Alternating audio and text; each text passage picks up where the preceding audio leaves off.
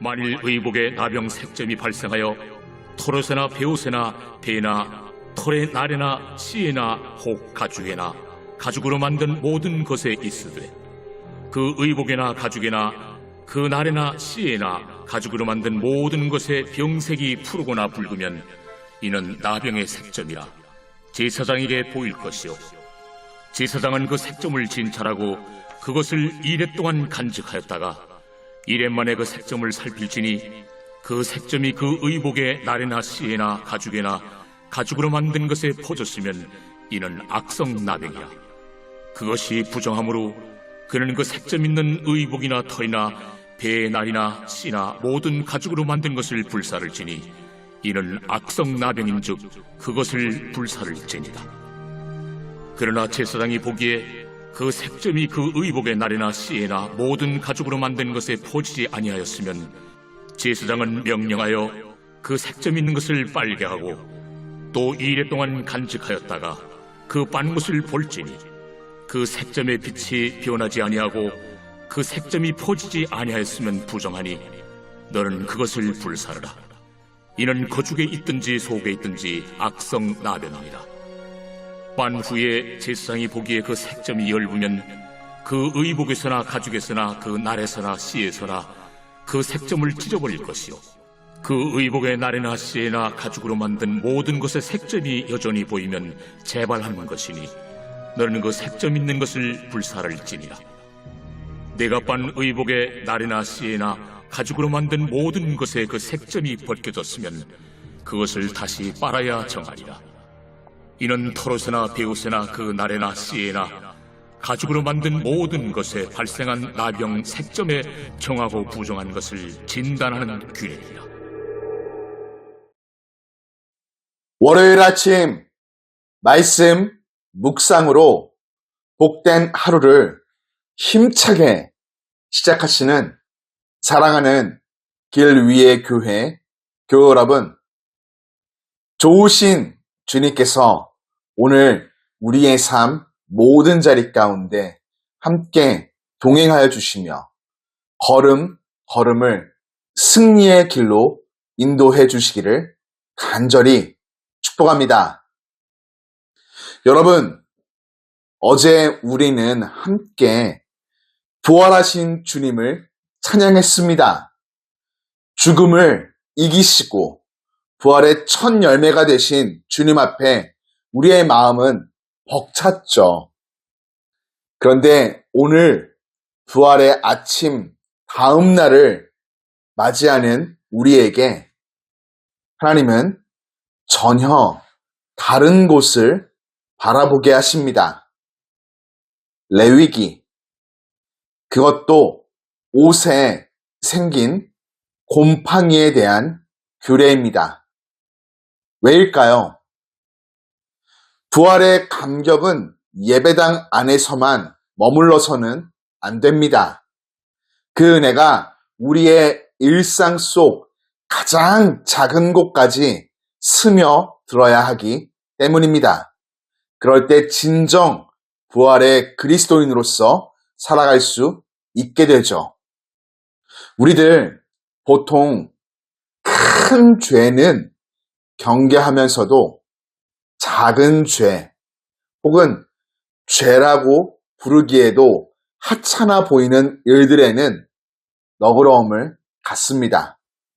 이 정도는 괜찮겠지, 별것 아니야 라고 스스로를 다독이며 지나쳐버리기도 하죠.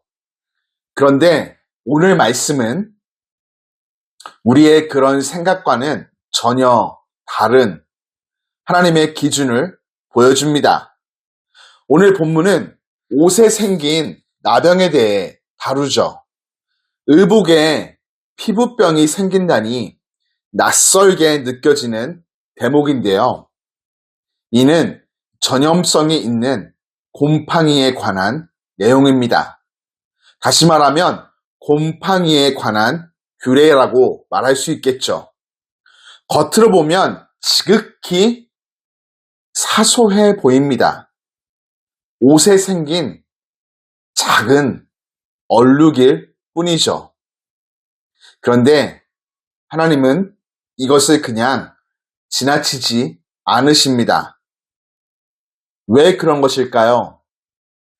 작은 오염일지라도 반드시 번지기 때문입니다. 처음에는 눈에 띄지 않을 만큼 작습니다. 그러나 시간이 흐르면 어느새 전체를 물들여 버립니다. 우리의 삶도 다르지 않죠. 작은 거짓, 작은 타협, 작은 게으름, 작은 분노. 이것들이 쌓이고 자라 결국 우리의 삶 전체를 오염시킵니다. 본문을 보면 하나님의 처리 방식은 매우 철저합니다. 확인하고 격리하며 물에 빨거나 불태워 버립니다. 왜 이렇게 단호하실까요? 우리를 괴롭게 하시려는 것이 아닙니다. 우리를 살리시기 위함이죠. 죄는 방치할수록 앞서 다루었듯 반드시 커집니다. 그래서 하나님은 말씀하시죠. 지금 처리하라. 여기서 중요한 질문이 생깁니다. 그렇다면 우리는 어떻게 깨끗해질 수 있는가? 레위기는 진단하고 처리법도 제시합니다. 그러나 이것은 옷에 생긴 오염에 관한 것이죠. 정작 사람의 내면에 깊이 자리한 죄의 오염은 불로도 물로도 씻어낼 수가 없습니다. 바로 그 자리에 예수 그리스도가 반드시 필요합니다. 예수님은 이 땅에 오셔서 직접 우리를 깨끗하게 하셨습니다.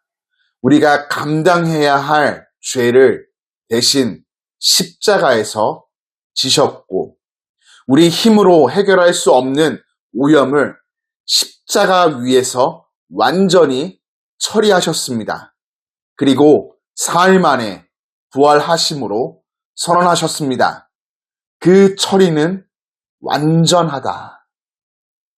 죽음조차 이기신 주님이시라면 우리 삶 속의 작은 죄 하나를 처리하지 못하실 리가 없습니다. 완전한 정결은 오직 예수님 안에만 있습니다. 그렇게 교우 여러분, 오늘 하루를 시작하며 이 두 가지를 우리 마음에 새겨야 하겠습니다. 작은 죄를 가볍게 여기지 마십시오. 그리고 그것을 스스로 해결하려 하지 마십시오. 우리 앞에는 두 가지 길이 있습니다. 방치할 것인가? 아니면 예수님께 나아가 고백하며 맡길 것인가? 분명하고 확실한 것은 후자, 예수님께 나아가 고백하며 맡기는 인생에게 참된 자유와 고침과 새롭게 됨의 은혜가 주어진다는 것입니다. 어제 우리가 찬양한 부활은 단순한 기적이 아닙니다. 십자가에서 처리된 우리의 죄가 완전히 해결되었다라는 하나님의 선언이죠. 그 부활의 능력이, 생명의 능력이 오늘도 동일하게 우리의 삶에 임하며 역사하고 있습니다. 거창하게 시작하지 않아도 됩니다. 부활의 아침 다음 날인 오늘, 지금 이 순간 내 삶의 작은 죄 하나를 주님 앞에 내려놓으십시오. 위로온 일, 마음속에 쌓인 불평, 정직하지 못했던 부분들, 그것을 스스로 해결하려 하지 말고 있는 그대로 주님께 가져가십시오. 그리고 주님, 내가 아니라 주님께서 나를 깨끗하게 하옵소서 간구하시기를 주님의 이름으로 권면합니다. 그곳에서 부활의 그리스도인으로서 참된 자유와 고침과 새롭게 됨의 은혜를 얻고 누리시게 될 것입니다. 거룩하신 하나님, 부활의 아침 다음 날인 오늘 부활의 능력과 생명의 능력을 힘입어 힘차게 하루를 시작합니다. 이 아침 베풀어 주신 말씀의 은혜를 우리들 마음에 새깁니다. 주님, 우리 삶 속에 자리한 마치 눈에 잘 띄지도 않는 곰팡이와 같은 작은 죄도 볼 수 있도록 영적인 눈을 열어 주옵소서.